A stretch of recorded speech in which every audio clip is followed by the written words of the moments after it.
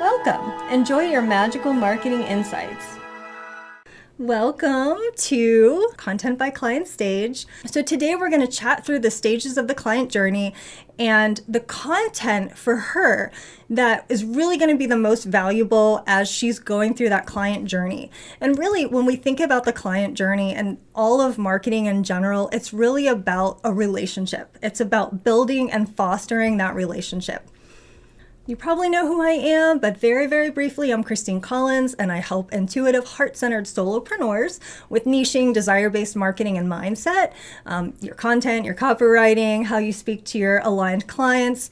And my background is in psychology and marketing. I have a master's in both, and I'm also a master NLP hypnotherapist and EFT practitioner. So today's conversation will be a really great way to hone and perfect the things that you already have working, and maybe make just some little tweaks and adjustments with anything that's not working. So my favorite analogy for this subject today is singing in the shower. Don't know if anyone else likes to do that, or in the car. And that versus getting up on stage and singing for an audience. So a lot of times in our businesses, we can be kind of inward biz focused, like looking at our results and looking at our performance and our metrics and our goals. And those things are fine, right? Absolutely nothing wrong there. But today we are stepping out of ourselves and out of that perspective and into the shoes of the people who are witnessing our content, the people that we are serving, the people that are our audience. And the reason that we're doing that is to make sure that what we're creating is engaging and effective for them. As much as I love to sing in the shower or the car, I'm sure my next door neighbors love it too. It's really not meant for an on-stage audience. So we want our content to genuinely work for that real life audience. So we're laser focused today on her. And who is she?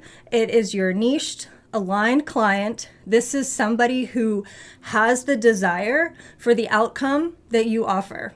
And it's also, we're going to assume that we're talking about someone who's definitely interested in your work and somebody who will ultimately buy something from you or work with you in some way. So we're not focusing today on the people who are kind of following for fun, or they're like, supportive friends.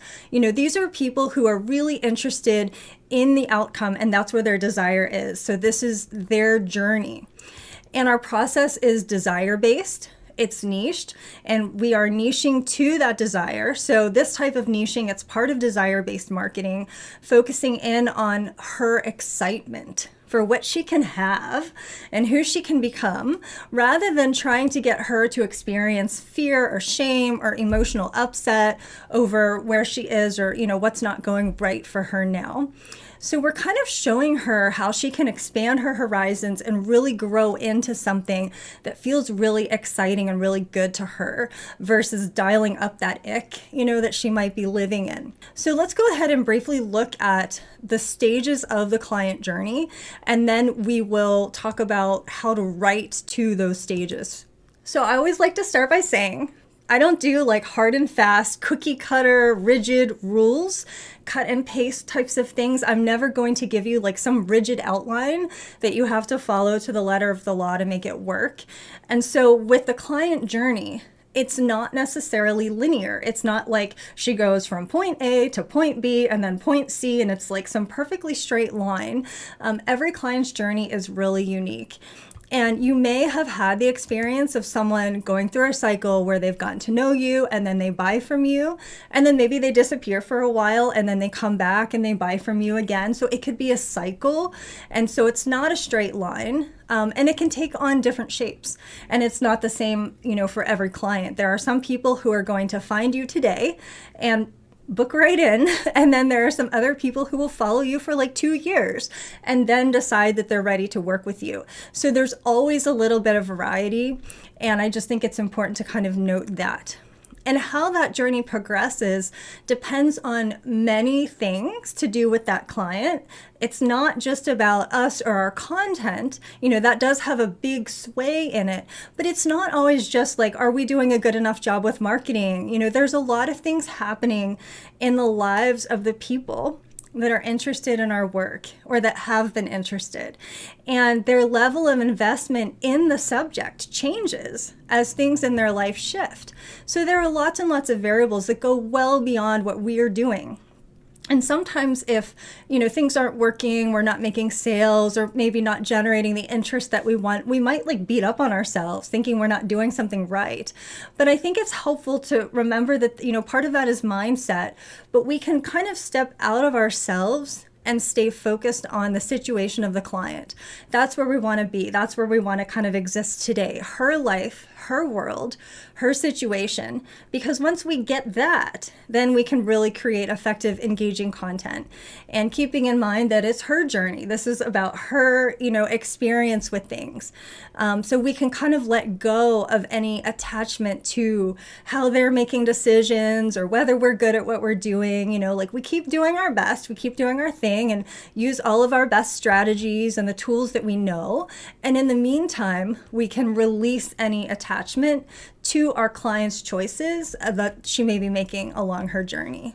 So your content brings your aligned niche client through a process of education and increasing her insight. So we'll be talking today about levels of insight because, a lot of times we hear about like cold audience or hot or warm audience, and there's nothing wrong with that, but we're going to put a little bit of a different spin on some of these terms, and we're going to look at it through the lens of level of insight that she has about the issue and how that issue actually impacts her.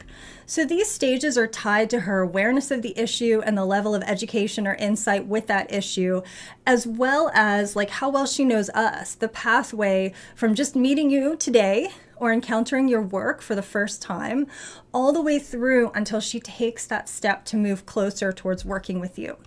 So the 3 stages are, we have the attraction phase, which is the first one, and this is sometimes thought of as your cold audience. And then we have moving towards where she's becoming, quote unquote, warmer audience. And then the imagining stage, which is also sometimes called the readiness stage, where she's just about ready to book in with you. And this is often described as your hot audience. So as I explain like each thing, I'll also mention if there are sort of like generic marketing terminology too, just in case that's helpful for you to connect it into other things that you're learning about. So in the attraction phase, also known as the awareness phase, she's just beginning to have an awareness of that issue. She's slowly recognizing a problem that she's facing, something that's happening in her experience, and that initially draws her into your work. And it could be like the tiniest little spark, just enough to get her to read a post, and actually pay attention to something that you're saying. It might get her to look more closely, as she's scrolling. So she's brand new to your work. She may be brand new to the issue, or it may just be that she just hasn't had much opportunity to reflect on it or to learn about it. So you're kind of just getting introduced. And at this stage, her insight is very low. This person is often referred to as a cold audience because they don't know us yet. So it's like, cold, warm, hot, the temperature is cooler. But it is really more about that level of insight that's low, a low level of familiarity or education with the subject and with you. And then gradually over time, through that education, through that relationship building, she slowly begins to understand more, and then she gains more insight. She's being shown new things. She's being introduced to new information, and her insight deepens. So then she takes that step closer where she's warming up and she's moving towards you. So now she's kind of doing things like following you on Facebook or maybe watching some of your YouTube videos or whatever it is that you have going on for her.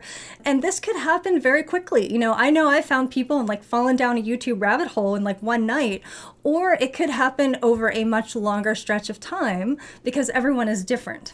So there will be a bucket of people that always just stay in the attraction phase, that your quote cold audience, they never progress any closer. But if she does continue to progress and develops more interest over time, then something is happening for her. She's not just signing up for things, she's actually watching the full video and maybe taking some notes and, actually reading your posts and getting involved with your content. And that's not everyone's, exact story. Maybe we've all had the experience of someone who never comments on anything and they just appear one day and they're your client. They just show up in your inbox. And I've done that, where I'm just quietly following someone and just poof, decide to book in with them. So that's why I say it's not a linear cookie cutter journey. It's unique to everyone. So she gets to the place where she's ready to take action and moves into the imagining phase or the readiness phase because she's becoming ready to work together to take that next step. So now she's close to doing something about this because you've helped her to understand why it matters, why it's important, and how it can be achieved. And you've shown her what's actually possible for her. She may have started this client journey thinking that it's hopeless. Or, it may feel like an impossible situation that she's given up on things. But because of your work, your content, you're kind of opening this window of possibility for her. And her worldview expands because of you. And so now she sees that she can step through that into something different. The desire has built, the insight has built, and now she's moving towards taking action. So that's kind of the overview of those stages, and we're going to go through them and talk about the types of content that are relevant to each client stage. But I think it's helpful to start with where we're putting our content and have a quick look at locations and different spaces that we may be showing up in. And I think it's important that I mention again that this is not a cookie cutter template situation. We're all unique in how we use our platforms. We use YouTube differently. We use Facebook differently. So every entrepreneur kind of manages these things differently. I'm a little bit more open in Facebook groups that are a little bit more private versus my public page, in terms of sharing about my family and stuff like that. So, but not everyone is like that, right? Some people are the opposite. So I think it's important to stress that the way you manage your locations may be different from me or from someone else, and there are no wrong answers. So if you would like to, it might be helpful. You don't have to do this. You can just kind of lay back and listen. But if you want to write any of it down, certainly this could be an opportunity to kind of jot down for yourself, where are all of the places that your content is going, right now and how you're using them. And then we'll kind of assess who's most likely to see that content in these various places. So let's just say you have a Facebook page and you have a website where you're posting your blog and maybe an email list. And it's all about kind of how you uniquely run your business with those different platforms, the places that you're showing up. And this includes your educational content, your conversational content, and also your promotional content. So thinking through where this person may encounter your work. And then once you have that, kind of identified, and this is something you can certainly go back and do later or add to it later. Once you kind of have that idea, thinking about what type of audience is most likely to see that content or those posts. There may be some overlap. So let's just take your Facebook page as an example. So you have a combination of people who just started following you and some people that have been your followers for a while. And, there are variables like algorithms and, things that are beyond our control. But in general, we can say that on our Facebook page, the people who are your followers already are seeing your posts in their newsfeed, right? So if they're already a follower, they've already liked your page, that's where they're likely to see that content, which is a little different than someone who's just found you. Maybe they found you in a Facebook group and they're peeping out your profile. We do that all the time, right? Or a mutual friend, and they're just kind of going to your page manually. And so they're starting at the top of your page and they're going to see your banner and all those little intro things that are up there. Or if you have a pinned post at the top, that person is more likely to be a little bit colder of an audience than someone that's already following you. And so that's something that I realized for myself recently. I needed to update something. I have like a free training if you click on my banner. And I realized like I needed to like say, hi, my name is, nice to meet you at the beginning of that opt-in page. And I didn't have that because I had set it up for people that already knew me. So these are the types of things that we can think through to create a really good experience for someone who may be just brand new to our work. And so as we're making this little list, column 1, platform, column 2, is it cold, warm, or hotter audience? You might have Facebook page followers, like your regular content separated from your banner and your little intro things that you have at the top. Those may be 2 different categories that are slightly different, in terms of how introductory the material needs to be. So we might actually label them differently. They might need a little bit of a like, hello, how are you? I'm Christine and this is what I do. And so we're thinking through this kind of strategically.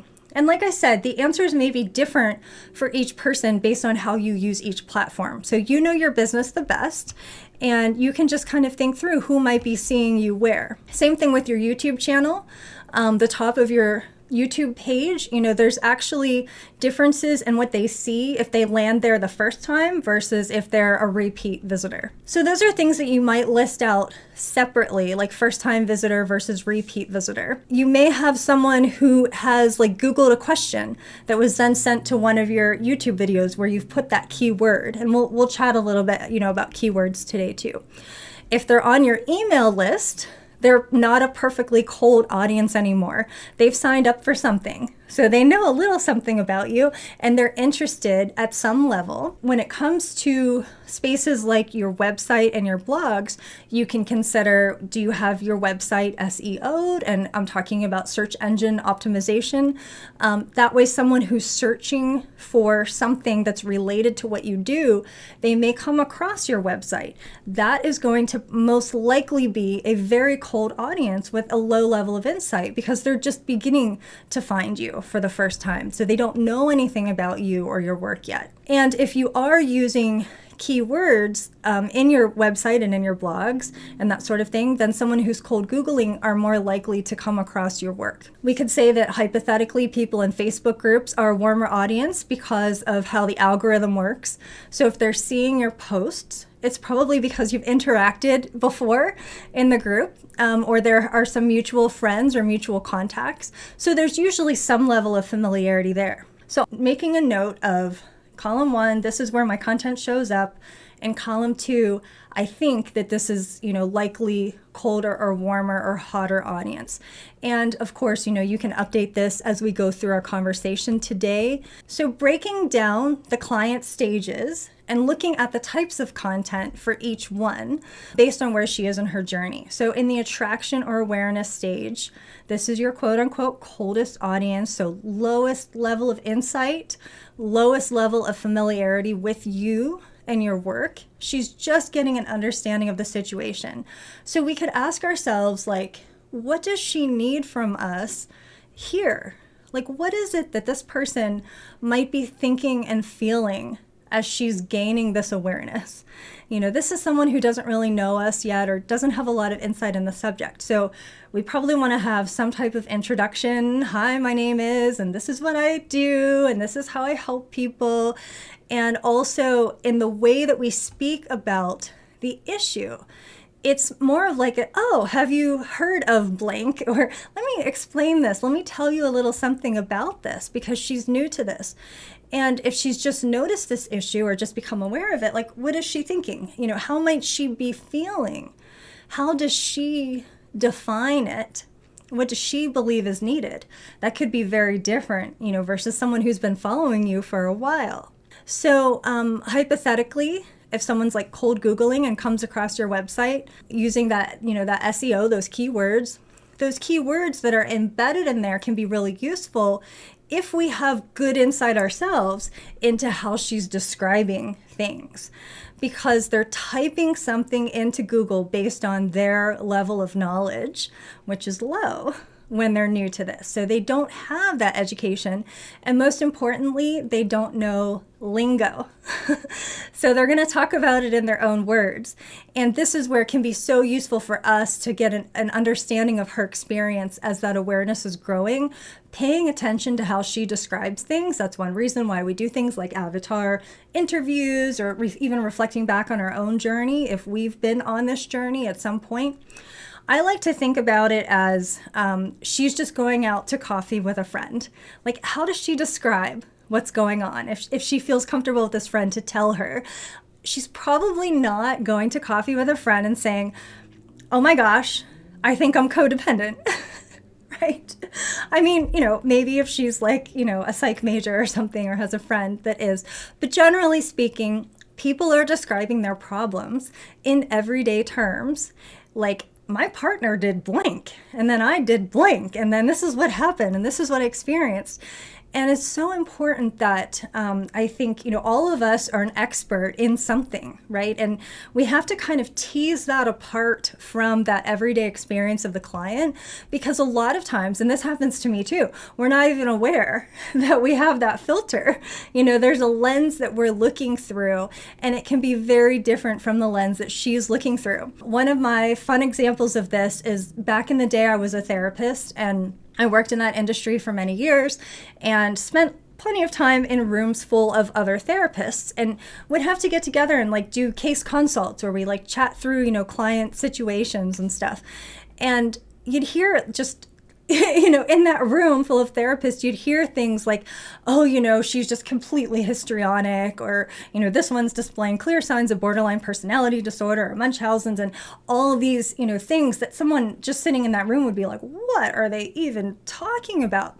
And just as a side note, I'm not a fan of labels. I think it can be a bit dehumanizing, so please don't take that as like my condoning of that sort of thing. But you do hear lingo, and it's related to the industry and your area of expertise. And these are things that the average person would not understand. Sometimes these terms make their way into pop culture, but the people that are throwing them around don't necessarily understand what they really mean anyway. And so as you being the expert, whatever it looks like in your realm, maybe it's technology, maybe like tech heavy words, like you can speak in HTML, or if you're a designer, all the ins and outs of the colors and the hues and the color wheel, or you can speak in hashtag color codes. We have to kind of catch ourselves to not use that in a way that might confuse someone. I do that for myself with NLP. It's very easy to, to slip into terminology. So when we're speaking to that colder audience, that person with a low level of insight, they don't know those things. And so our keywords, we have to make sure our keywords are attracting someone in the language that they would actually use. We have to kind of water it down to how they would describe it to a friend. So she's not saying I'm codependent. She's saying my partner is a jerk, or, something like that. She's talking about it in her own words. And something has begun to happen for this client at this stage. Her feelers are up now, where something's happened with her computer or her partner or her kids or her health. And we want to ask ourselves, what is she thinking? What is she feeling? She's going to need from your content to slowly learn and understand it better.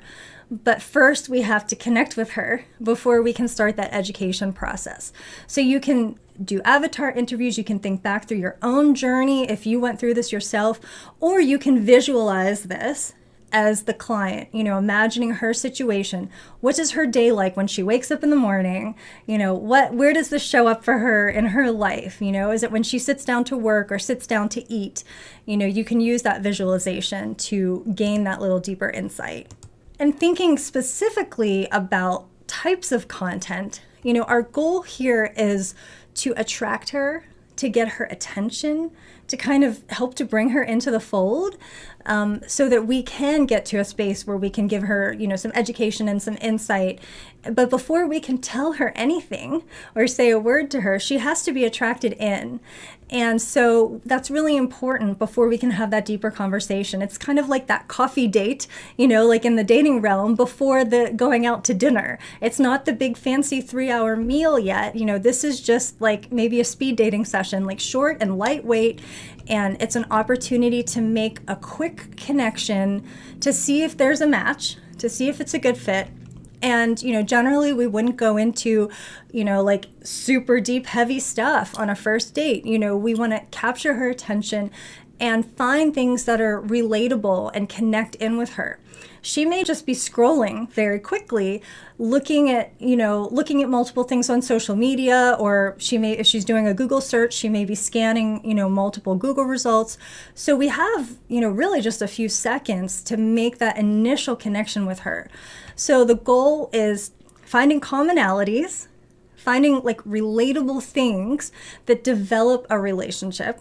It's very early days. And we can find ways to excite her, engage her, and attract her without going too heavy and too deep. So again, that's just a general suggestion. Doesn't mean that it's never appropriate or relevant to go to deeper levels in the attraction phase. But we're looking for things like funny, engaging stories. Everybody loves a good story, and it could relate to your work or not. It could just be like a purely getting to know you type of thing. Those are great opportunities. Stories are really never wrong with any stage. Everybody loves stories. You could also share something that is relevant to your work without it being about the work, the deeper stuff. Like I like to talk about my Hello Kitty stickers that motivate me to accomplish things. And a lot of people can relate to that, even if they don't give two poops about content. They can relate to that on a human level. So there's a little bit of storytelling, and also things that are relevant to her, like kind of what's in it for her, interesting to her, entertaining to her, that as she's scrolling, whatever kind of day she's having, you're giving her something. And the focus is on capturing attention and then talking about an experience that she can really relate to, where she recognizes herself in your content. She realizes you're talking about something that matters to her. You're kind of, selling it a little bit as far as why she should care, that little bit of background or context to stop the scroll. Why she should read this or watch this or pay attention to this thing that you're talking about here. And so one other way we can do that is to paint a picture of her situation or her life using the most concrete, tangible things that you can. Sometimes we can talk in really abstract language because we know stuff, it's so familiar to us, but it can come across as a little bit vague. And the more detailed and specific you can be as you're describing her situation, like she's sitting down at her desk and blank, something happens to her website, or she's staring at a blinking cursor, or she's having a conflict with someone in her life. So what is that tangible experience that you can describe for her? And what are some of the relatable stories about it? You could share about your own personal journey if that's relevant, or something from pop culture that's a good analogy, something from a movie, for example, a reference that a lot of people would be able to understand. So I have what I call the pop psychology version of things. And what I mean by that is that when I was getting my master's in psych, we had to do a lot of very heavy research, and it had to be very scientific, with citations and peer-reviewed articles and all that sort of thing. And it was a little bit of a joke that there would be a magazine that had the word psychology in it, but essentially it was nothing more than pop culture stuff. It was not research-based at all. It would be loosely connected to the realm of psychology, but it was basically just attractive to a broader culture. And so we dubbed it pop psychology, because it would be interesting to a broad audience. It didn't go very deep. It didn't present a lot of facts and research. It was just kind of fun, the fun side of it. It's kind of catchy, to a colder audience, to where she might be drawn in just a little bit and then eventually want to go deeper. Another option, you may have heard of the concept of listicles or listlets, like the top 10 signs that you're blank, or the top 5 indicators indicators that you need to do blank, like top 5 indicators you need to update your website, or you need to feng shui your living room, or top 5 signs you need to organize your file storage, update your content strategy. I haven't done that one yet, so maybe I should. It's kind of like the enticing, juicy, poppy, catchy little things for a colder audience that might intrigue someone who's in the attraction stage. She's not yet familiar with how amazing you are and how amazing your deeper work is. So we are just kind of engaging her at that stage. And now over time, as she's been drawn in, becoming part of your realm, as I like to think of it, she's reading your blogs. She's becoming educated by your work. She's deepening her insight. She's following you on socials. She has stepped into the moving towards phase. So what does that look like for her? Well, as she starts to gain some interest, she has developed her insight. She's actually reading things, not just scrolling. She's probably following you. She's probably getting your newsletter. I would say if she's on your email list, she's probably stepped into the moving towards stage. And she's learning something about the issue or about herself. And this is your quote, warm audience. So now, how does the problem look and feel to her? And what is her experience like now as she begins to understand it more? Maybe there's a few things that you've already helped her solve, surface level things you've helped her with some of your free content. And it may be that she's been on your email list for a while, or coming to your webinars or your challenges, or grabbing all your freebies. And so for this group of people that have been your followers, we can kind of slowly adjust a little bit, the way that we communicate with them, right? You have people in every stage of the client journey in all of your platforms. So it's not like, cold audience is only here, so we have to kind of just think through this, like, how can we encompass everyone in what we're creating and what we're sharing. So in terms of content, really getting tangible and specific for this moving towards stage, what does she need from you now? Well, maybe there are some everyday practical tips that are like a step further down from that pop psychology, surface level thing. Maybe there are some little experiences that you can give her, some aha moments, where you reveal something that she'd never heard of before or didn't know before. Little suggestions, little tricks and tips that she can benefit from, because now she's in a place where she's actually willing to do the thing, right? Like if she's in the cold, attraction stage, she's just meeting you and you're like, hey, try this, to clean up your living room. She's going to be like, yeah, cool, keep scrolling. If she's in the moving towards stage though, she's actually going to try that. She's actually going to try it for herself and see if it helps her. So she's seeing those little suggestions that you're putting out there, and she's reached that place where she believes in what you're saying, and she believes in it enough to actually give it a go. Here are 5 things you can do to improve this situation today, or, the top 10 things you could do to make your home more feng shui friendly. It's something that's very digestible still, and it's very easy for her to take it on, but it's a little bit deeper than the hello, nice to meet you stage. And the deeper she's gotten in with you, the deeper you can go with your content and your education. And that's important because the way that you're designing your content, it is usually from more than one location. It's rare that we're just purely posting to a cold audience or purely posting to a warm or hot audience, unless you're talking about people that are in your group membership, or something like that. So you can kind of decide how to incorporate little nudges like these into your existing content. This is not about reinventing the wheel. This is just maybe there's one little tidbit I would add that would be engaging for a colder audience, or in this case, a warmer audience. You can add introductory elements into the spaces where people are most likely to be brand new. And then the deeper material for the spaces where they've gotten to know something about you and they're pretty interested. So now the real world instances of the problem for her have deepened, and maybe now you can start to shed light on the true problem versus the perceived problem. So when she first found you, she thought that what was going wrong for her was X and that she just needed Y to solve it.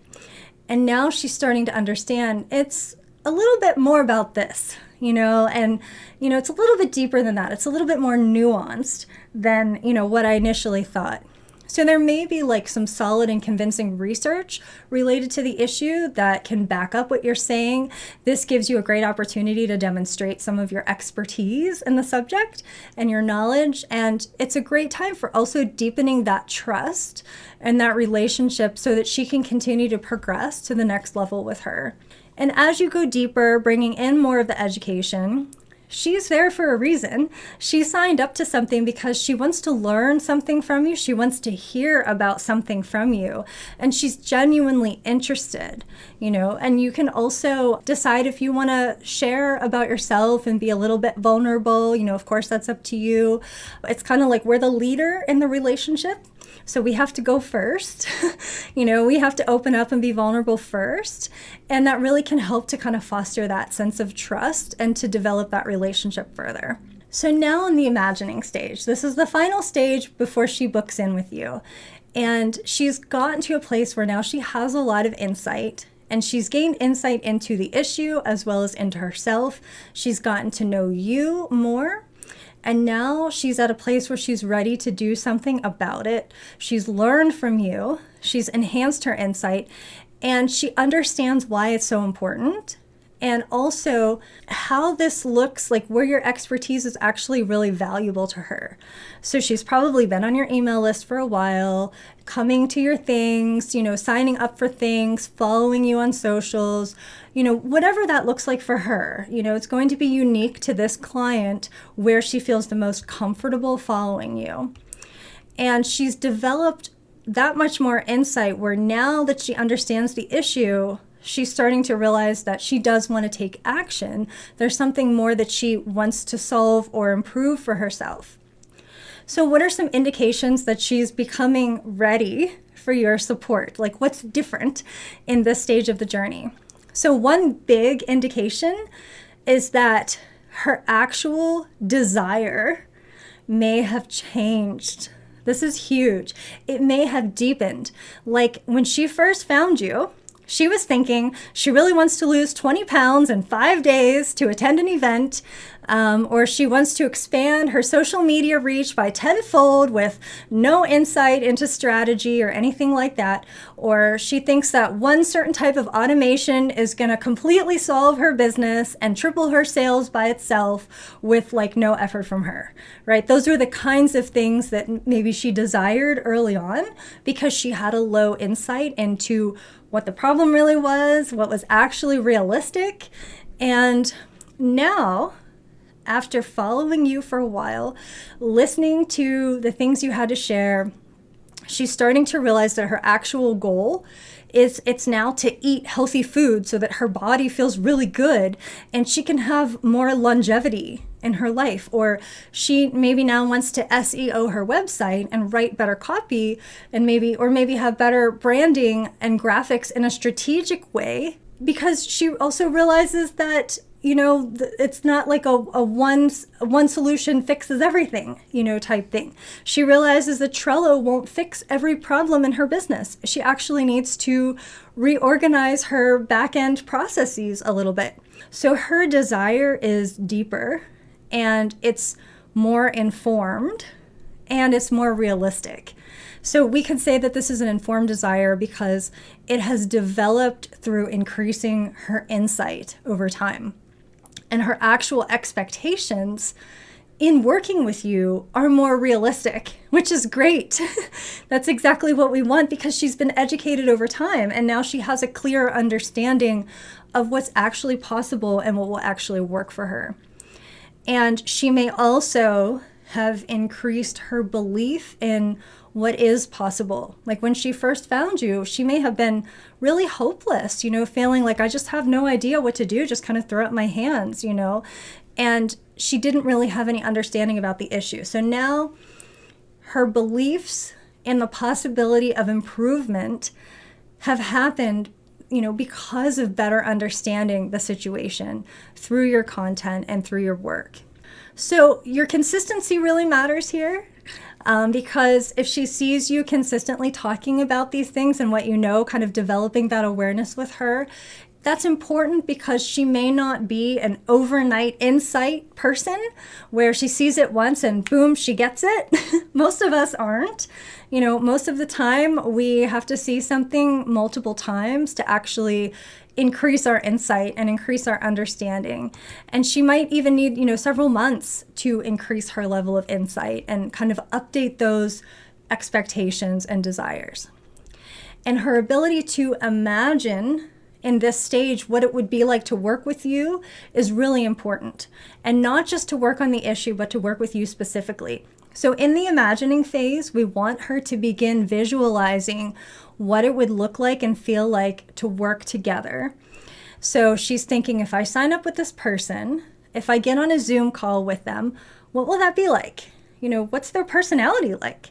You know, and so you can demonstrate that with videos and trainings and freebies where they get a taste of your personality, like live streams or challenges or pre-recorded videos that kind of bring that personality to life so that she can get a taste of what one-on-one work might feel like. You can also offer free one-on-ones, you know, if that's in your realm, that's what you'd like to do. And you can also, another thing I think is helpful here, to think about yourself as the client. So think about someone you've signed up to work with that, you know, you went through this journey, this client journey with, and kind of make a note of like, okay, well, how did I find them? What was my experience like with their content? Like, did I start following them on Facebook?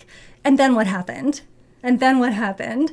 And then what happened? And what was your own client journey like? You know, ideally it's a practitioner or somebody who does a similar model to the same type of work as what you do.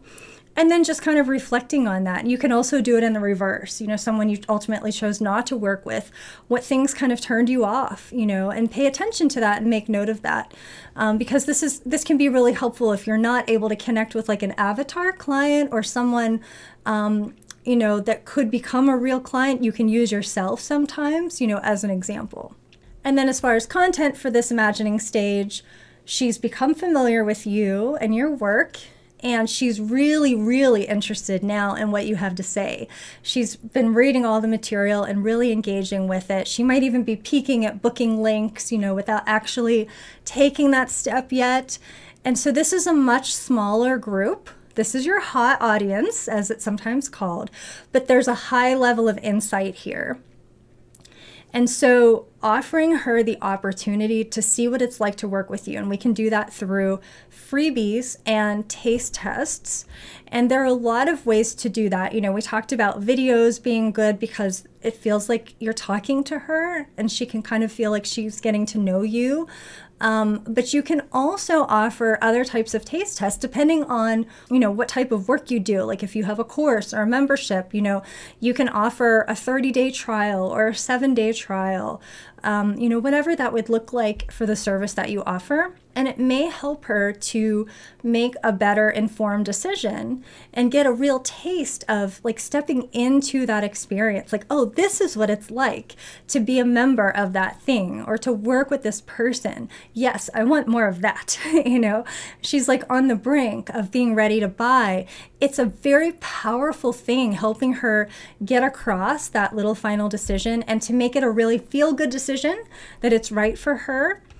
And so you can kind of think through like, you know, what your offer is, whether that's one-on-one work or a course or a group program, and consider what a taste test might feel like, you know, or look like. So just as an example, I have a 30-day taste test of the 𝓜𝓪𝓰𝓲𝓷, and I will say that that is by far my highest converting opportunity that I have. It leads directly into my monthly $5 𝓜𝓪𝓰𝓲𝓷 membership. And I think what happens is that people get to directly experience what it's like having that constant support from me through the 𝓜𝓪𝓰𝓲𝓷 and seeing how magical it is having in their life, you know, day in and day out. And it's 30 days. So it's a nice long chunk of time to really experience it. And once they do, you know, oftentimes they want to keep it. They've incorporated into their life and they really like it. And I made sure that it's also like a no-brainer price. So it's easy for them to decide that that's a good choice for them. It's easy to feel that desire and also have the capacity to stay. It's not some crazy amount that they have to try to figure out, how to make that work. And so there are lots of ways to do this with other types of services and products. And also another way to make it tangible is to help her to kind of step into what that might feel like. So another example, somebody that I ultimately did decide to work with, I was watching an interview with this person where they described their client process and all of the things that they do for like their VIP clients. And this person did such a good job describing like how special you feel and how much work she puts in for you. And it was like, oh, I've got to have that. I really want to experience that. So that's another way, having that like interview kind of back and forth conversation where you're talking about what you do for your clients, and it doesn't have to be an interview. You could do that, just on your own, describing that. So what can she expect after working with you? What are some things that she might notice in her life? And we want to speak to that in our content, and in particular in our copy. And I think a lot of times we're encouraged heavily to focus on outcomes that are things like, you'll make more money, and there's nothing wrong with that, just to be clear. Everybody likes that one. But I also think that it's important not to ignore the emotional outcomes of the work that you do. Even if the goal is to make more money or something, equally tangible and very measurable, how is she going to feel about that?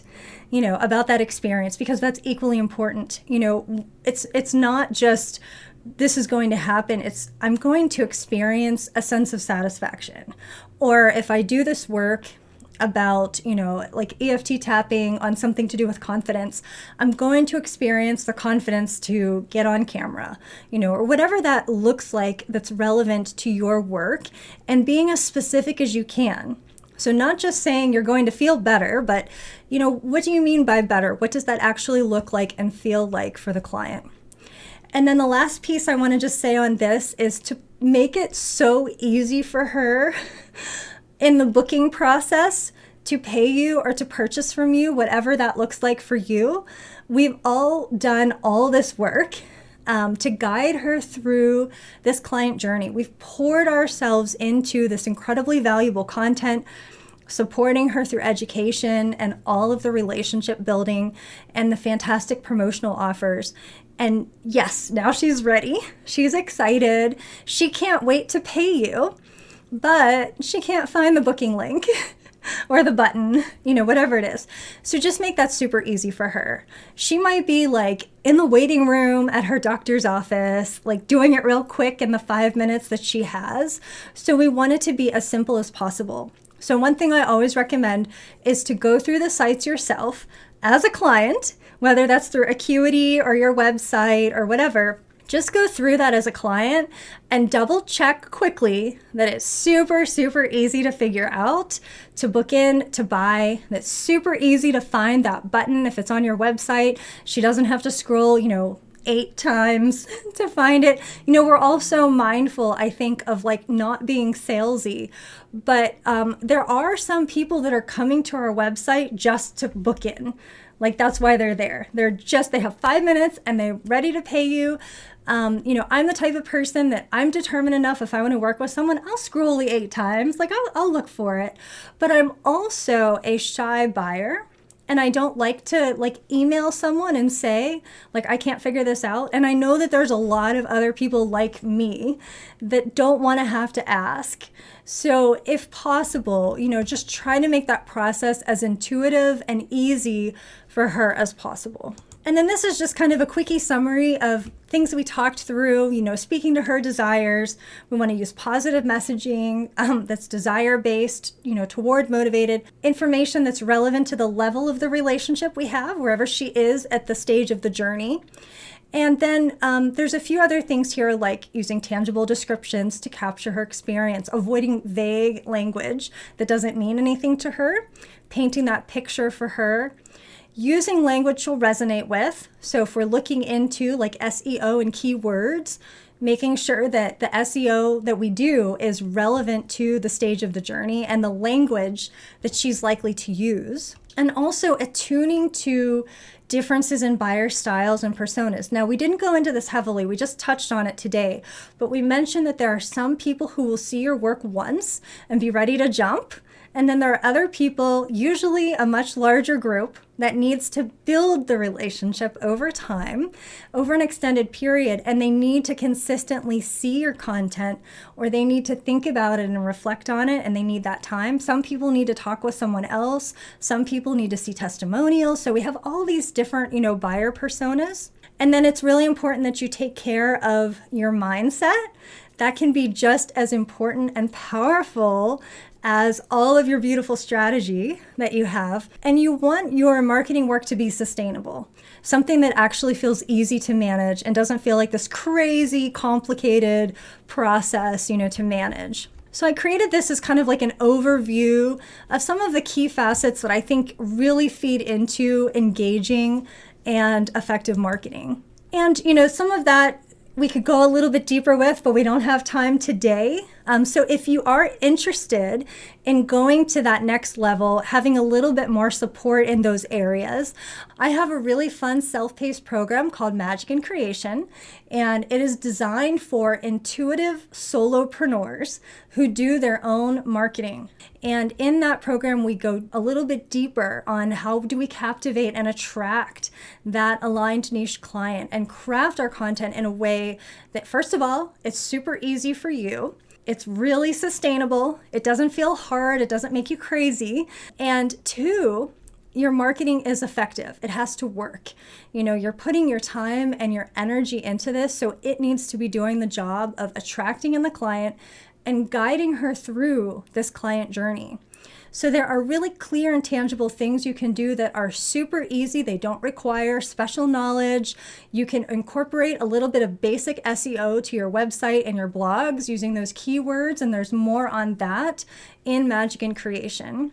And there's also some fun bits around like your client's psyche and your psyche and those buyer personas, that we talked about, like really understanding what different people need in order to feel safe to make a purchase. And that's really quite important. I see it overlooked a lot. If you are fuzzy at all on your niche, you'll have a lot more clarity afterwards. There's some really good niching support in this program, and using language that's desire-based, inclusive, and attracting her through high vibe methods, and also making room for intuition in your strategy.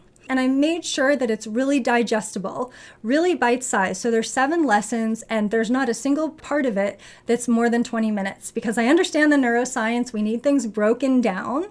And I also understand that some people are visual learners. So there's a video and a full transcript for every single part here. There's also an array of mindset tools. So you probably know I'm an EFT practitioner and a master hypnotherapist.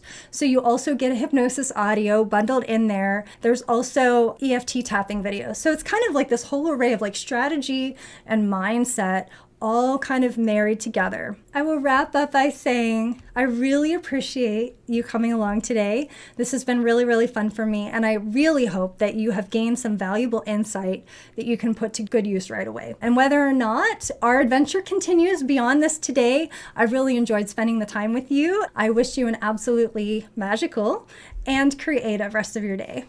Thanks for listening. This is Christine Collins at transformcreate.com.